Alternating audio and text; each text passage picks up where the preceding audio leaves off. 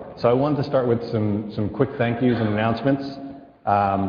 First, I'll say AppNexus, which is where you are, in case you guys don't know what AppNexus is. AppNexus is an enterprise software company building the most powerful, open and customizable advertising technology platform.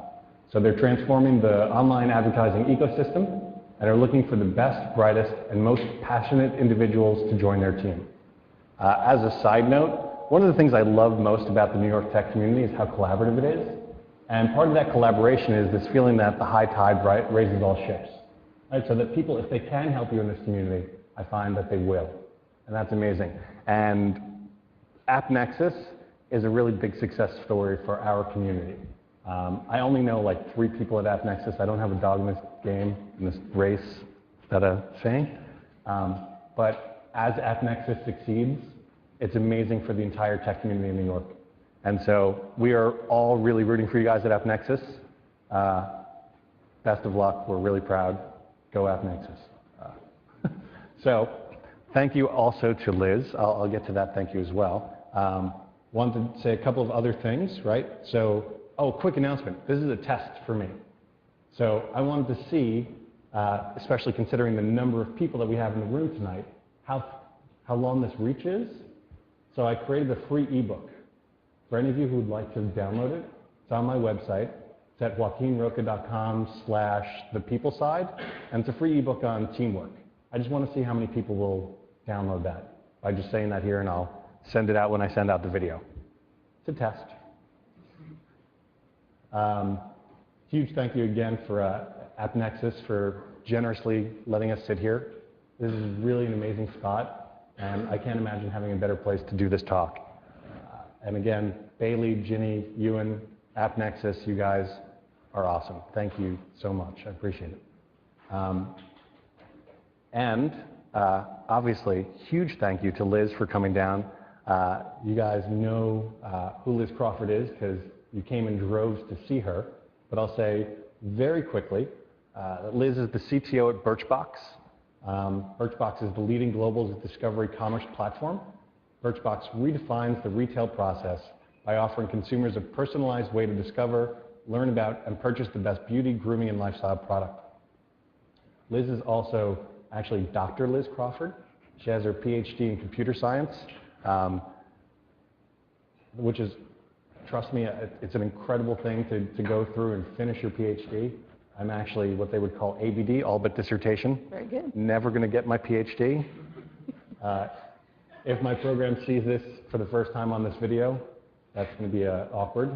Your advisor might be more. Yeah, my advisor might be a little upset about that, but I'm not going to do the dissertation. But yeah, to go through and finish that is amazing.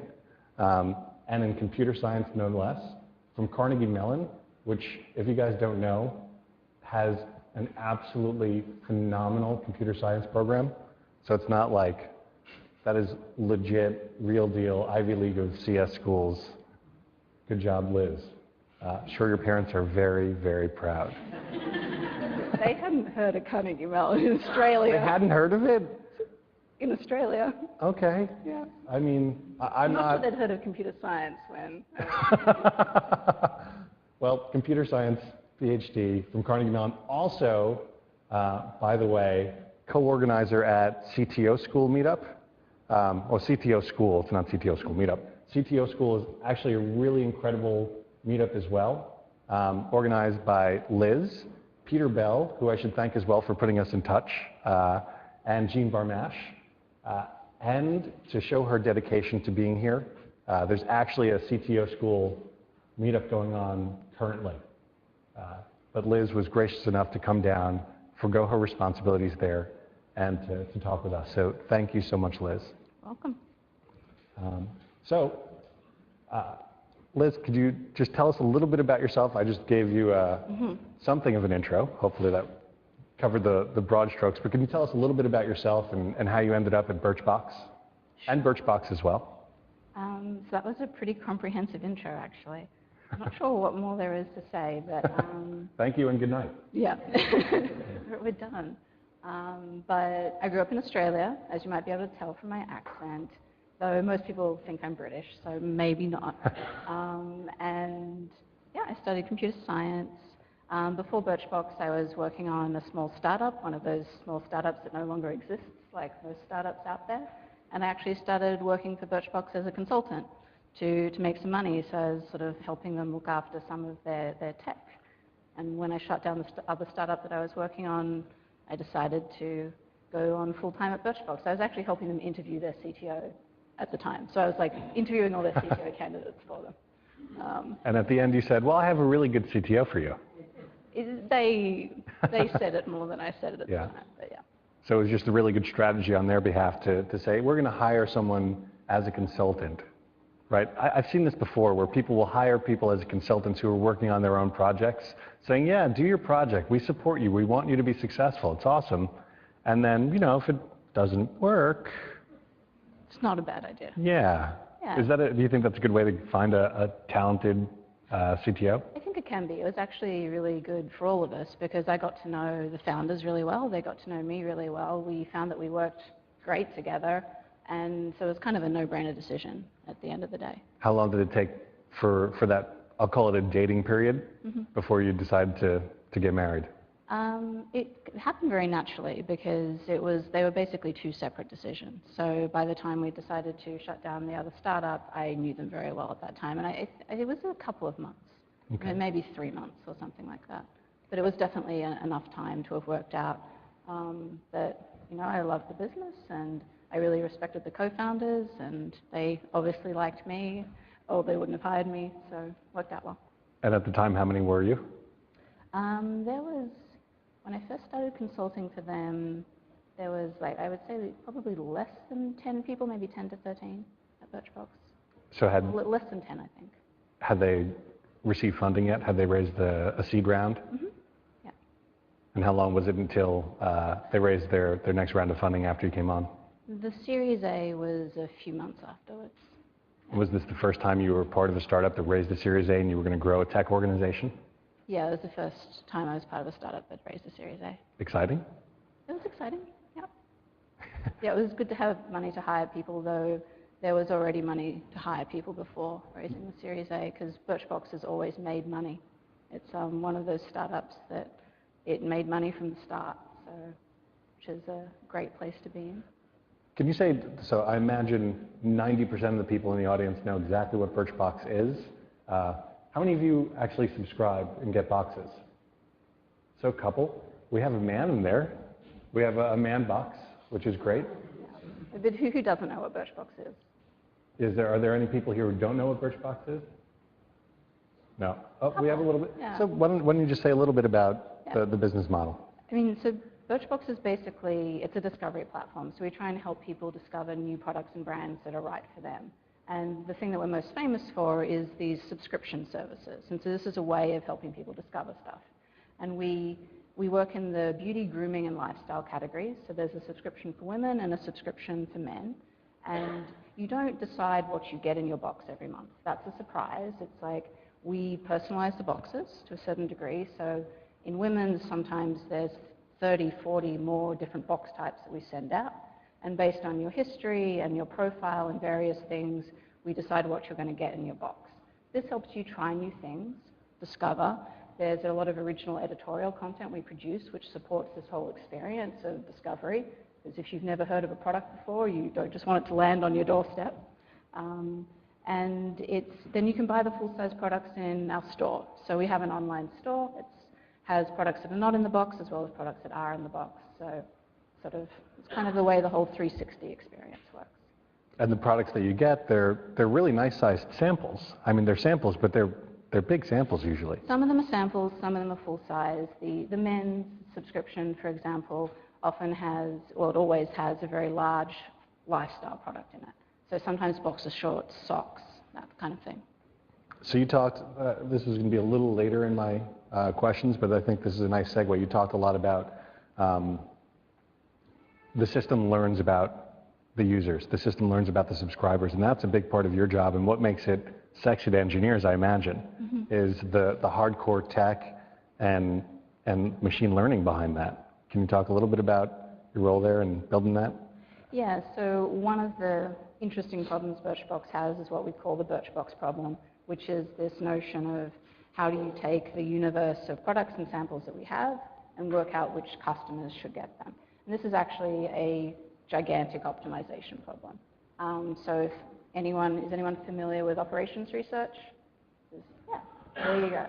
So it's an operations research problem, which is however you like to think of it, a branch of mathematics or computer science, or sometimes it can be taught in business school. So it just depends where it fits, but it's very mathematical at the end of the day.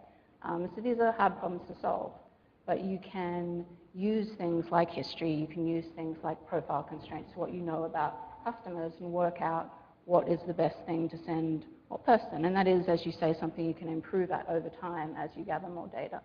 But it's a hard problem in and of itself. So in computer science terms, it's actually hard to solve. So if you were just to naively go out and try and optimize this, it could take like the age of the universe to solve, if that makes sense to everyone. So just by trial and error, you're going to get many more misses than hits, so many more that you might as well not be doing this by trial and error. It's a real difficult problem to solve. It can be very difficult, yeah. And particularly as the numbers grow large. Yeah.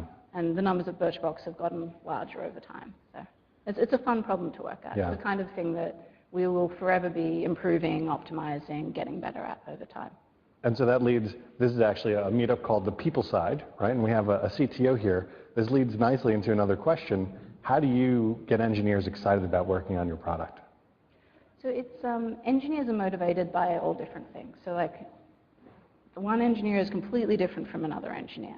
So some engineers are interested in a problem like the one I just described. It's mathematical, it's algorithmic, there can be machine learning involved. Some engineers are like, yes, that's exactly what I want to work on. Other engineers are like, damn, that sounds boring. And they want to fool around with like some latest language thing. And so that person may not be a great fit for Birchbox because we don't tend to like play with the latest language. But you know, another engineer will be really excited about some very sort of tangible value they can deliver to a customer on the website. So, you know, and if you work that out when you're talking to an engineer, for example, I might describe to them how we massively increase the conversion in our join flow. So like we increased the conversion rate recently by 73% by changing a whole bunch of the UX. So that can excite some engineers a great deal. Some other engineers would not be interested in that. So you kind of need to work out who you're talking to as you talk to them. That does make it difficult to put out like a blanket job call that has like everything in it that's going to excite every single engineer on the planet, but it's much easier in person. So once you actually get someone in the door, it's pretty easy to have a chat to them and work out what is going to be interesting for them. And if you have a lot of different engineering challenges in your organization, you can get someone pretty excited. It's a question I get a lot actually. People ask me, how do you recruit engineers? And usually I tell them, and it's a different answer than you gave, yours is much more comprehensive. I usually tell them, look, engineers want difficult problems. They want to know they're working on cutting edge technology and solving difficult problems. Not always the case. Not always the case. And some engineers do. Yeah. But some engineers might be very focused on delivering value to society or solving a particular customer need or like working for a business that makes money, or they might be very focused on the quality of the relationships they'll have in the organization or what it is that they're going to learn day to day. It really depends on the person that you're talking to. So the business case can be just as compelling to an engineer as the code? It can be. Like they're going to want to enjoy the code that they're writing, but engineering is a job like any other. There's fun things about it, there's boring things about it, and it really depends on the person what the things are that are going to excite them the most. Do you find that engineers who become founders or CTOs or managers are those that are more interested in things like the business case, whereas other engineers who are looking to write code for the next 10 or 15 years are more interested in technical problems? So there's all different types of engineering management. So there's like what we call being a tech lead or tech leadership. And so it's this notion of you might be working on a small agile team. Does everyone know what agile teams are? And the notion there is that you are helping direct the engineering efforts on that team. So that can be like very tactical, very technical. And there's no real requirement there for you to be particularly focused on the customer or the business or anything, particularly if it is a back-end team. So you need to be able to reason about, am I delivering value in sensible increments? Am I over-engineering, under-engineering, these types of things? So there's like that higher level reasoning is definitely there, but you don't need to be going around thinking about like exactly how much revenue is this feature going to make, if that makes sense to you. So that's one type of engineering leadership that can involve also managing engineers on a small team. But then other types, but if that team is like more customer facing, then it typically does involve more interest in product management, which tends to be more business focused, if you will. So you think engineering leads on the front end then would be more? They tend to be more interested in customer facing issues, if you like, and care more about that stuff. It just really depends on the person. And then engineering managers that I've met who are CTOs or VPs are business executives at the end of the day. So they're people managers, business executives. They are also tech leaders, but once an engineering team reaches a certain size, it's very hard for them to be also very down in the weeds managing. Yep. It depends on the size of the org. What was it like for you to move from a position as a consultant where you were likely writing a lot of code to then growing and building this company, an organization that you have, how many people in your department? I think there's about 35 maybe now. 35. You're probably not writing that much code anymore. No code. No code. You're not writing code at all anymore. What was that like, that transition? Was it scary? So it's interesting, I think going from, so I went from doing a PhD where you go extremely deep into a certain thing to basically being the primary engineer in a startup. So I've done that more than once. To, as you say, being a consultant, though that was actually a lot of coordination because there was an agency involved and I was writing code, but it was a lot of coordination too, a lot of hacking. And it's a very different thing. So being an incredibly specialized individual contributor to doing, in a PhD, to doing everything in a startup, from setting up all the servers to writing the majority of the code, to then managing a lot of people. It's a huge transition at the end of the day. So you kind of have to get comfortable with what your job means. And this happens to basically anyone who transitions into more personnel management in engineering. It's a lot of engineers value themselves on how much did I contribute. So how, my code, the code that I produced and so forth, how much did I write, how good was it, etc. So how do I rate as an individual contributor like that? And a lot of great engineers also value themselves on how much did I contribute to the rest of my team. So how much did I mentor other people, how much did I make my organization successful. But then when you transition into management, you're not actually doing that more individual stuff. And so you have to remember that management is a job.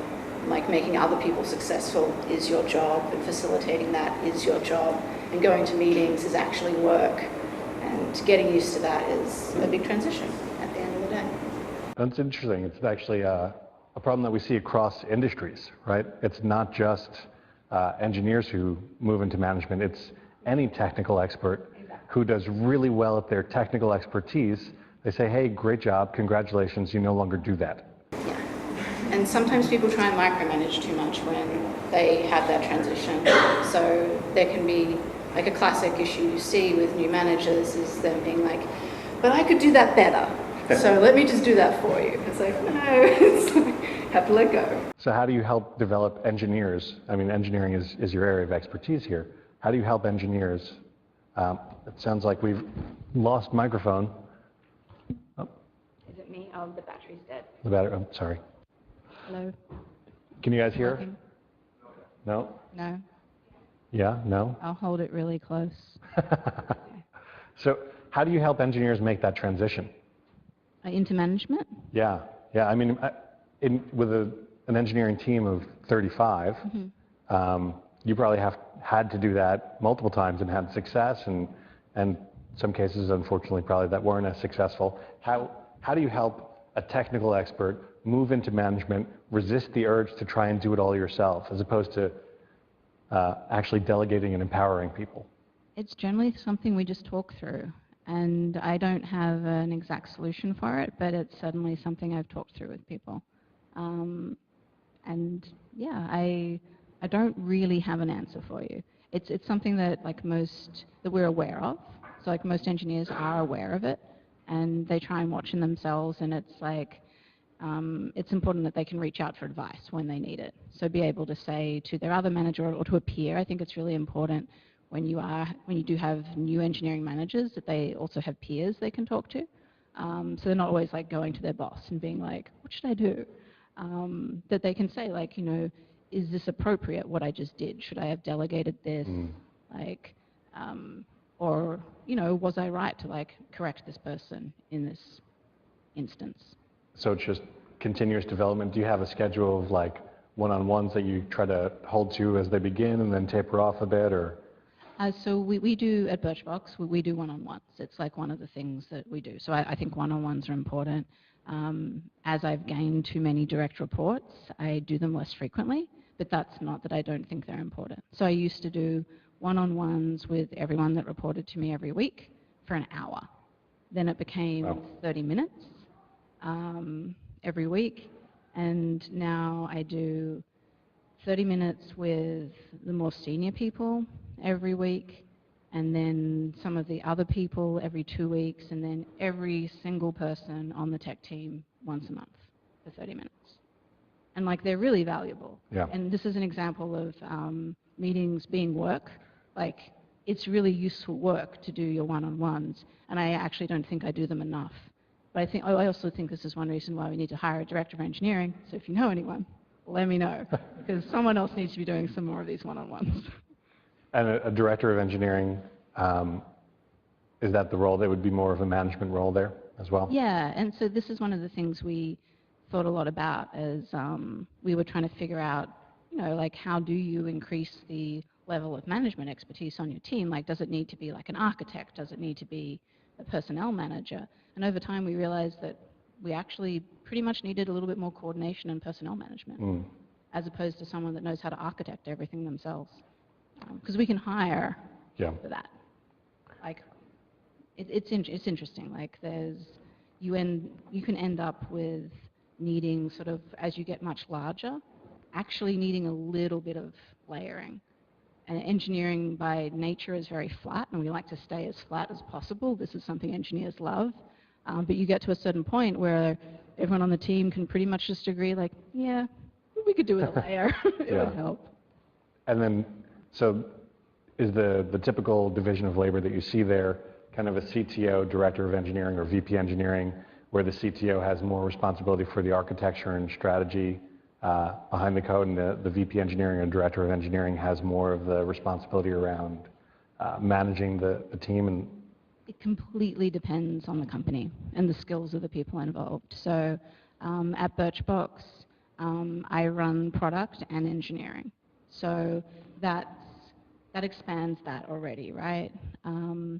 And so like the way we're broken down functionally is we have software engineering, we have technical operations, we have product, we have UX, we have data science. And so is design part of UX or UX?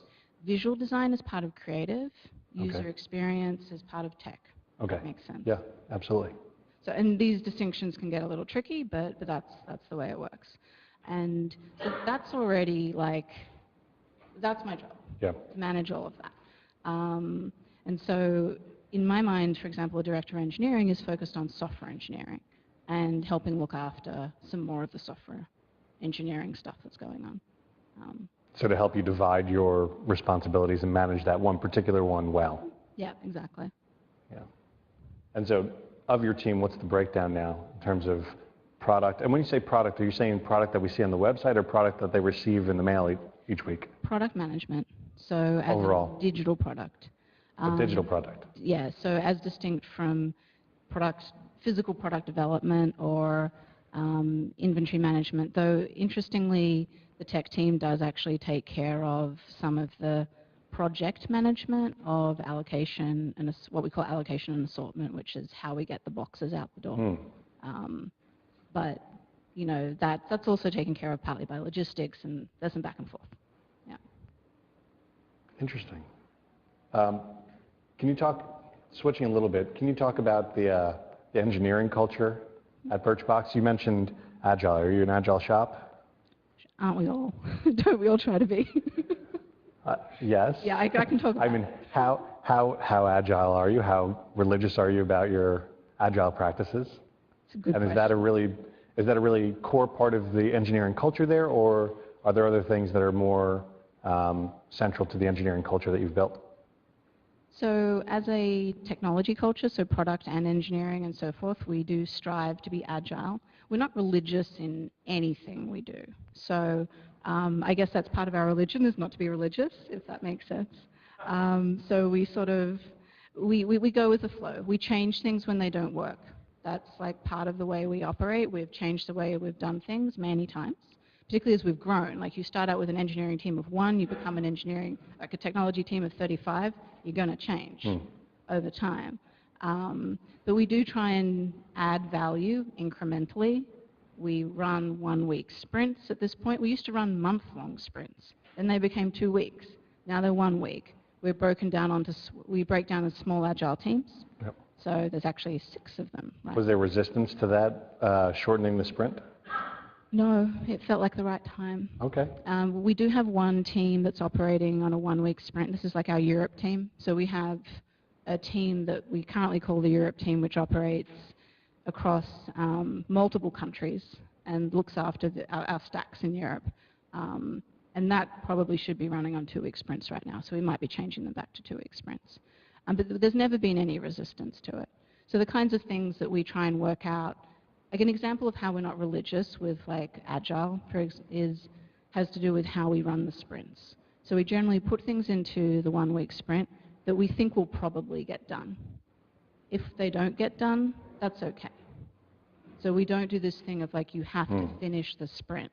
If it doesn't get done, it just rolls to the next sprint. We do try and not insert into sprints because that can be distracting for everybody. So if something's an emergency, yes, we'll go and do it.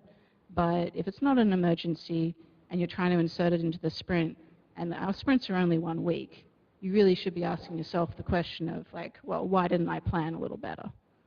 And so this is like something we've tried to train. The hardest training part we've had with this has actually been with Europe, because we acquired a company in Europe, which meant that we acquired sort of like product management and engineering, and so we had to set up an agile process between like the US team and the team that was there, and that was an interesting thing. So we had to all agree on a process and get comfortable, and there's a lot of different stakeholders because there's people across all these different offices, there's language barriers, and that's been the trickiest one to set up because it wasn't ingrained from the start. What was it? Like broad organizational agreement to Agile. I think the trickiest thing is balancing this notion of estimation versus deadlines versus giving the business a sort of a notion of what's going to happen when, staying flexible but having goals. Yeah. Does that stuff make sense? Absolutely, yeah. What was it like integrating the European team? You said they were an acquisition, so they must have had a very different culture, both national culture and then also corporate culture, and I imagine engineering culture as well, if you're instituting agile practices that they didn't have before. How was it to integrate the team? They weren't un-agile, they just weren't formal, Okay. if that makes sense. But they had some like similar cultural practices. And I think we share a lot of values in common as a business. It's one of the reasons why we acquired them. And they were basically executing essentially a loving copycat of Birchbox in Europe, which has been doing it very nicely. Imitation is the sincerest form of flattery. It is, and we have a lot of people that flatter us very greatly, which is fine. So but you know, it's been interesting, and I think like you can't, you have to place a really high value on putting in the time to communicate and to be clear and to make sure that you are checking in and like repeating concepts that are important and getting feedback. So like making sure that it's a two-way process. and just like giving people time to understanding that it's not going to be instantaneous, that you can't just set something up and it's just going to work like that, but that it will take time. Yeah. And it's actually gone really well. We have a much smoother running process at the moment, and it manages like incoming issues from multiple, from the UK, from Spain, from France. We have a new product manager in Spain, and she's amazing, and it's like been really interesting. How many countries are you in? 3 in Europe. Okay. And then the US. How do you ensure culture fit? Well, before I'll ask this question again, but I want to say, typically, we look to take questions from the audience as well. So you guys can feel free to raise your hands. We'll try to acknowledge you. There is a microphone over there, so if you're on this side of the room, you can walk over to the microphone. If you're on that side of the room, raise your hand. I'm sure I'll be able to hear you, or Liz will be able to hear you. We'll repeat your question so everybody can hear you. But please, feel free to raise your hand. I would love to have your questions as well. What I was going to ask is, how do you ensure culture fit for your engineers as you come in recruitment, in selection, and as they're onboarding? So I think it's really important to, particularly as you grow, have a good understanding across your team of what your values are.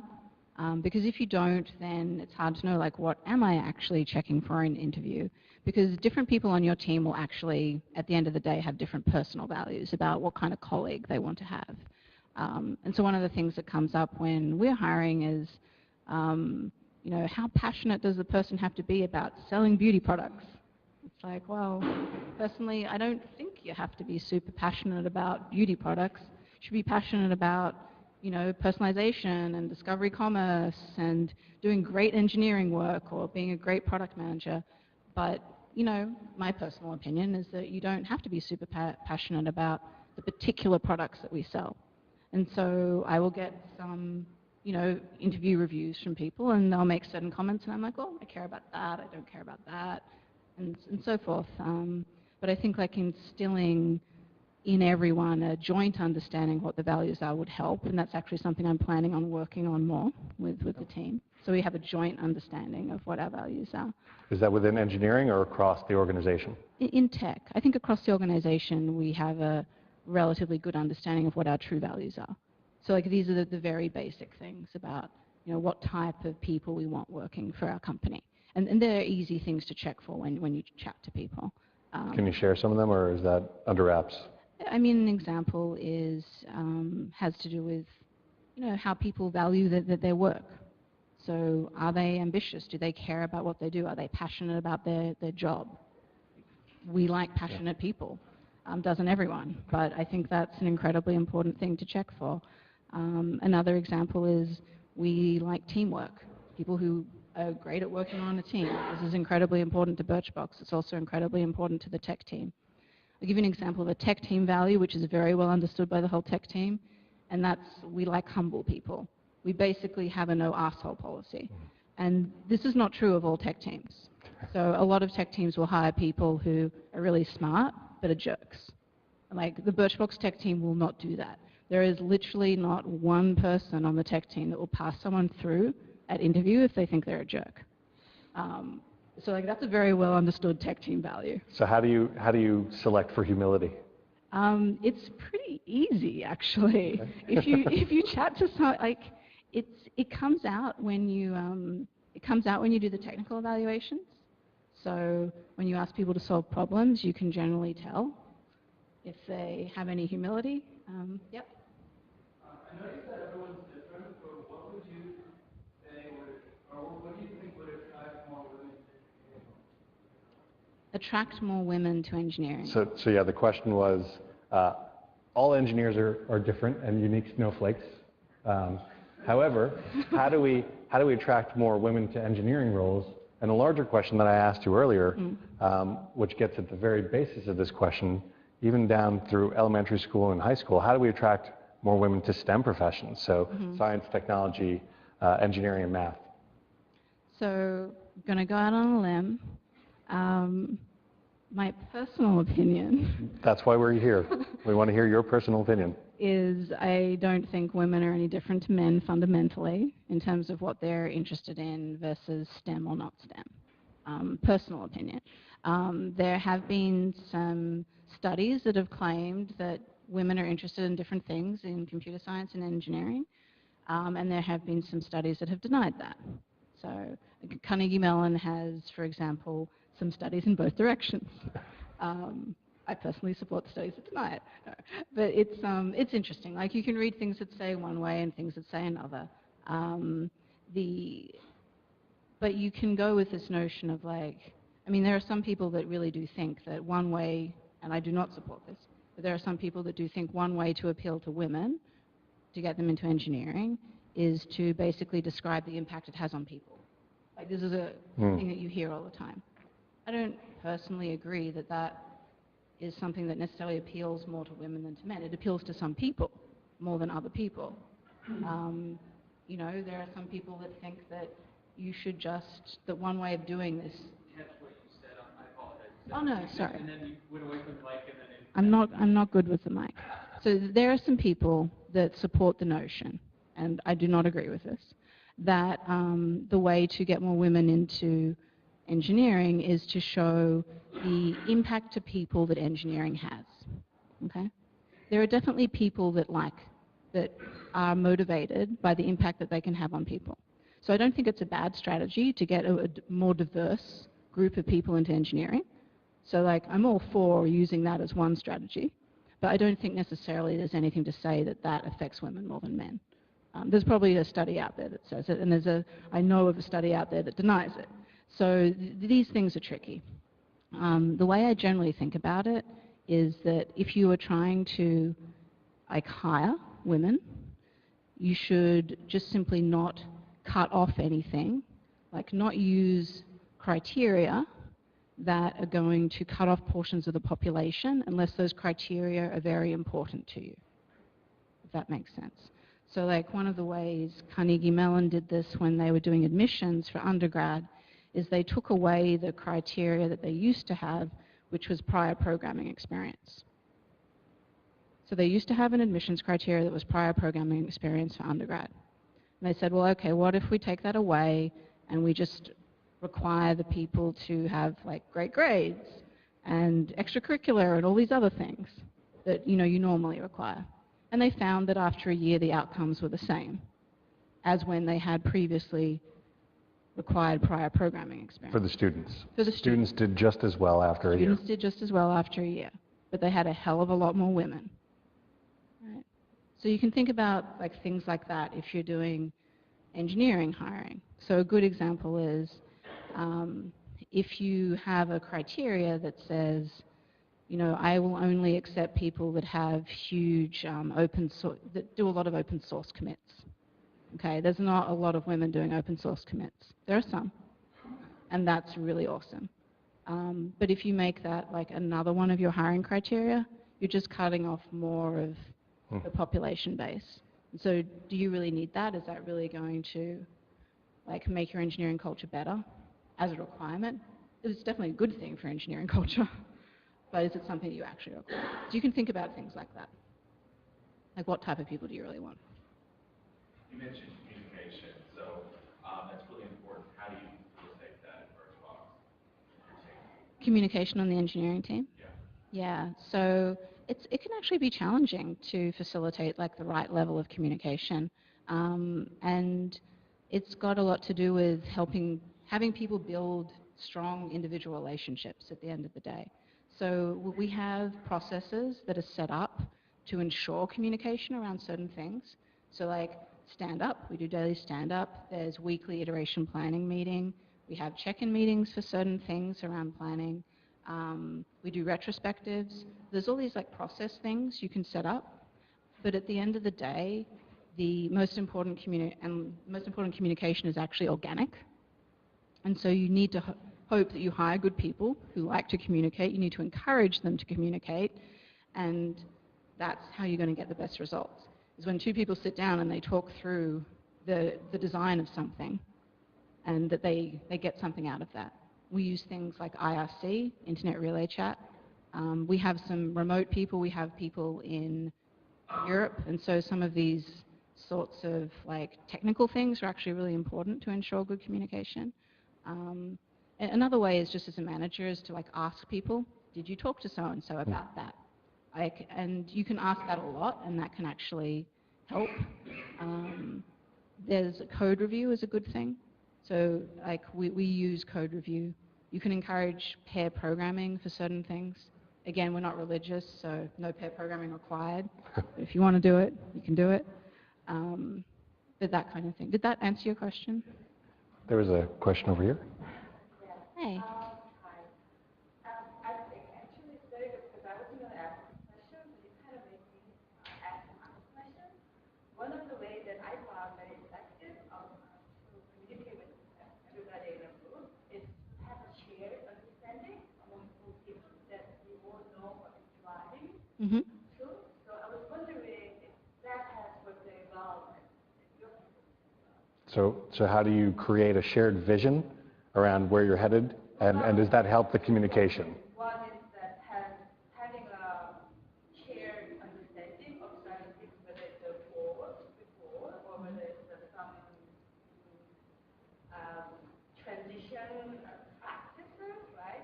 Has that worked well? And then I guess the next question would be, what do you do to have that shared?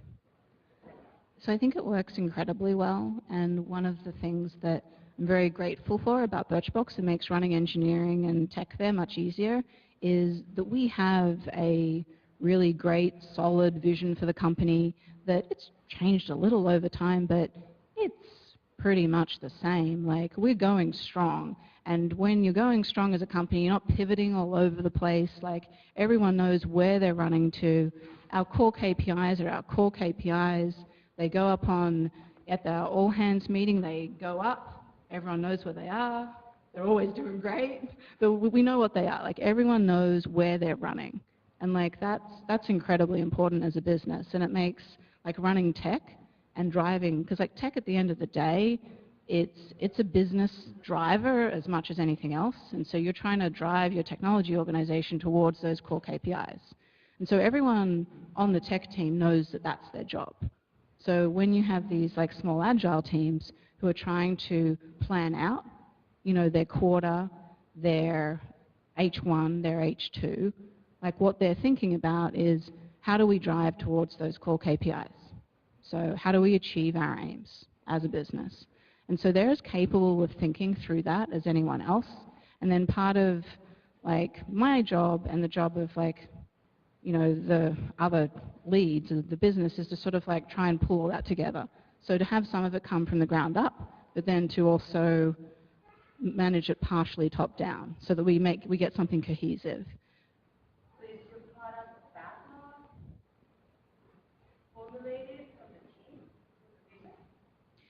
That's how we try and do it. So we try and. So the question was, is your product backlog formulated through the team from the vision? Sorry. Yeah, so that's the aim. And the aim is that the vision is in a certain sense collaborative. So like an element of the vision is always going to come somewhat top down. But one of the things that we recently did was visioning sessions. So H2 just started, it's July. And we had a whole bunch of sessions with the sub-teams on tech, and we involved some people outside tech as well to think about what is our vision for H2, what does that imply for 2014, like where are we running to really long term and where are we running to in H2. We did that for product, we did that for the platform, and we did that for our internal technologies. And I need to go and summarize it all. But basically it gives people a framework to think about where we're running towards. And then that is how we start to fill out some of our product backlog. And everyone gets to contribute to that vision, and it's definitely the job of the Agile teams to really fill out the product backlog. That's not like someone else doing that for them, that's their job. Liz, can you talk a little bit about metrics? I know engineers, how do you measure performance at the individual, team, and organization level for engineers? Because I know lines of code can be a really bad measure. Even hours put in can be a really bad measure for engineering because it's something of a creative pursuit. Can you talk about how you measure performance? We don't. You don't? So. And is that something that you believe in, not measuring engineering performance? Kind of, yeah. I mean, it's, people know when they're being productive. Like, I don't believe in trying to motivate people by measuring their performance. They're motivated or they're not motivated. One thing we do is we point. We point product development work, if that makes sense, but that's for the purposes of estimation, not for the purposes of measurement or motivation or tracking performance or anything like that. So, and this also goes to the point of what you want to encourage in an engineering team is not like, how productive are you? It's how productive do you make the entire engineering org? Does that make sense? And so if you get too much into this, like measuring individual productivity, what you can inadvertently encourage is this lack of teamwork, and engineering is a team sport, like 100% a team sport. Does that make sense? Absolutely, absolutely. It's going back to what you were previously talking or speaking about. Do you find that since Birchbox is a tech company, but you've also had a very profitable, very successful business model, do you find that the business dictates more of the tech, or does the tech dictate more of the business? Or obviously it's a hybrid, but just sort of was that Yeah, it's a good question. So the question is, what drives development, it sounds like? Does the business drive? A brand like that. I mean, it's all, I know they work, they're symbiotic at the end of the day, but, which edges out the other one a little bit more, if that even exists. So what leads? Is it the business need or the technology need? What leads? So the customer needs at the end of the day, right? So, we have our brand customers and we have our consumer customers, or our customer customers, however you want to think about it. And we have kind of like our metrics, the way we evaluate our performance. And at the end of the day, that's how we make our decisions as a company. So whether they be technical decisions, whether they be other business decisions. So like, we develop as a business in ways that are not technical, and we develop as a business in ways that are technical. And that is driven by, what is the right thing for our brands, what is the right thing for our customers, what is the right thing for our business. And that's how we make our decisions at the end of the day. Does that kind of answer your question? It's hard to like place one thing over the other, but certainly as a tech organization, we do think about the long term. So sometimes you have to make tech decisions that have no bearing on the short term, if that makes sense. So that's not going to add any immediate value to the customer, the business, or whatever. But you know that if you don't work on this infrastructure now, you're going to have a problem in 2016. So, or maybe more like 2015. It's more realistic. But you have to do that. And we've always, and as a management team at Birchbox, we've always had a lot of alignment and buy-in for that. So we're good at working at scale, partly because we've grown very quickly. There's like a joint understanding that working on scale is important. So we'll have one last question here. There's a woman in the front. Yeah, just a little bit on that question as well, because I'm actually not from the tech side, or business and development and strategy, but I'm here to understand a little better how you guys all think and work and what you need to look for, because pretty much any company I find interesting or exciting has some tech component to it.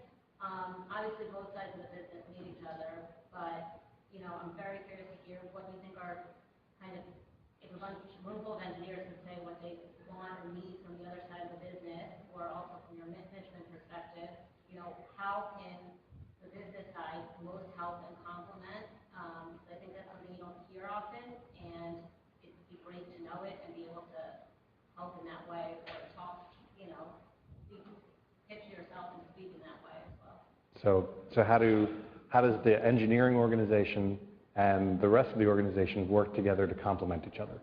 Or what needs that people would really know, that engineers on any level know that they would want from the other side, or also needs that they don't necessarily know exist, but ways that we really could help them and convince them. Because I think a lot of times engineers, I know from my own experience, like engineers are the gold star student right now. I mean, no one can get enough of them. They're in the papers all the time. You guys speak your own languages. And I think there's a lot of respect for engineers, but not necessarily, it's not as quantifiable the other way around. And it's kind of making them understand and being able to help however, we can. So communication in general, around needs around communication from engineers and from the business, and how to bridge that gap. How do you bridge that communication gap? How do you bridge? So it's good if you have people that are good at bridging. So like as you grow an organization, you need people that can bridge between the subgroups that you'll have. Because you're trying to, at the end of the day, create a notion that you're all the one team. And it can be unrealistic to think that everyone's going to understand how every other person, their day-to-day. So even within like a single org like tech, I now know at this point that one engineer doesn't really get what another engineer is doing. It's because we're at this size now. And like Eng doesn't always like, all of tech is on the one team at Birchbox, but the engineers sometimes still accidentally call the product managers project managers. It's kind of a joke and it's kind of not, right? So, these things happen. So there's always this like bridging that's going on. It's like an endless battle of like, how do we all be one team and all understand each other? And you'll continue to fight it always. But it's important that you try and do that. Like part of management is bridging. Part of like any kind of communication is bridging between people.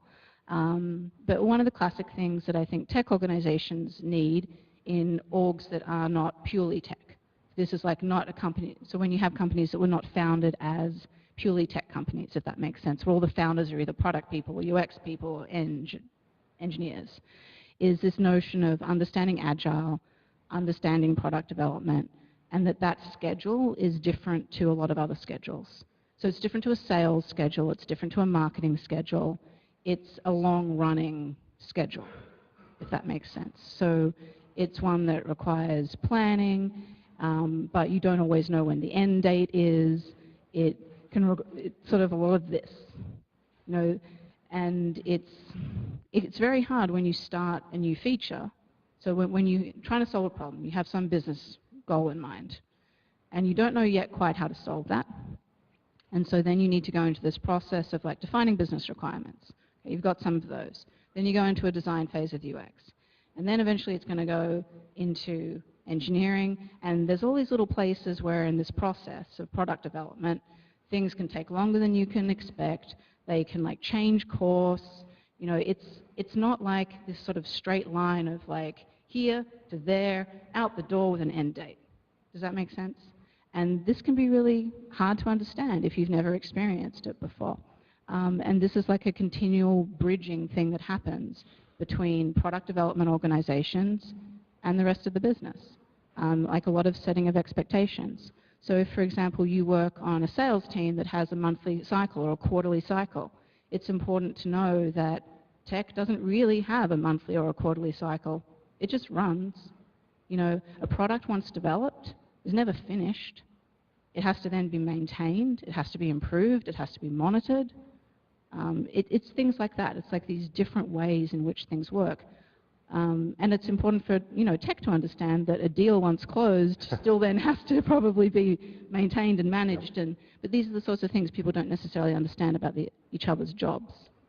I think like sometimes for tech it can be hard to understand like a marketing schedule or a sales schedule where there are deadlines, where you are trying to hit a monthly number or a quarterly goal.